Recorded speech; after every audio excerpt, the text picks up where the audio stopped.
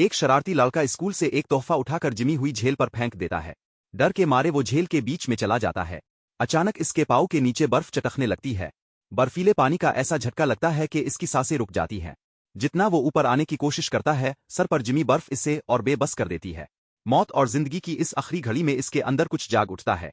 अगले ही लम्हे झील का पानी इसके गिर्द घूमता है और वो अचानक स्कूल की लाइब्रेरी में जा पहुंचता है। आसपास के लोग हैरत से इसे तकने लगते हैं। घबराया हुआ डेविड फौरन उठता है और सीधा घर की तरफ भागता है। इसका जिस्म अभी भी कांप रहा होता है। जैसे ही वो घर पहुंचता है, नशे में धत बाप इसे इस हाल में देखकर गुस्से से चलाने लगता है। जैसे ही बाप दरवाजा खोलता है, डेविड एक पिल में दोबारा लाइब्रेरी में जा पहुंचता है। इसी लम्हे इसे एहसास होता है कि इसके अंदर एक बहुत अजीब और ताकतवर कुव्वत जाग चुकी है।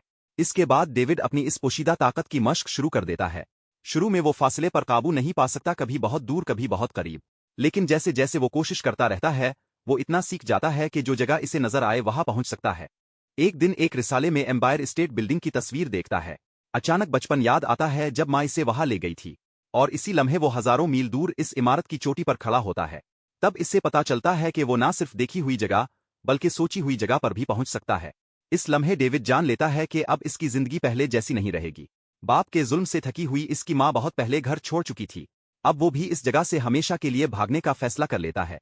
न्यूयॉर्क पहुंचकर वो एक सस्ता कमरा किराए पर लेता है, लेकिन थोड़े ही वक्त में इसके सारे पैसे खत्म होने लगते हैं। नाबालिग होने की वजह से नौकरी भी नहीं मिलती। बेबसी में वो एक बैंक के सामने खड़ा होकर खुद को हौसला देता है। इसके ज़हन में बस एक ही बात है कि वो सिर्फ 15 साल का है और किसी न किसी तरह जिंदा रहना चाहता है। सिक्योरिटी गार्ड से वॉशरूम जाने का बहाना करके वो अंदर चला जाता है। चंद सेकंड के लिए वो तिजोरी के अंदर का सारा मंजर अपनी आंखों में बसा लेता है।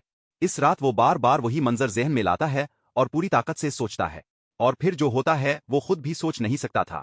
वो सच में बैंक की तिजोरी के अंदर जा पहुंचता है।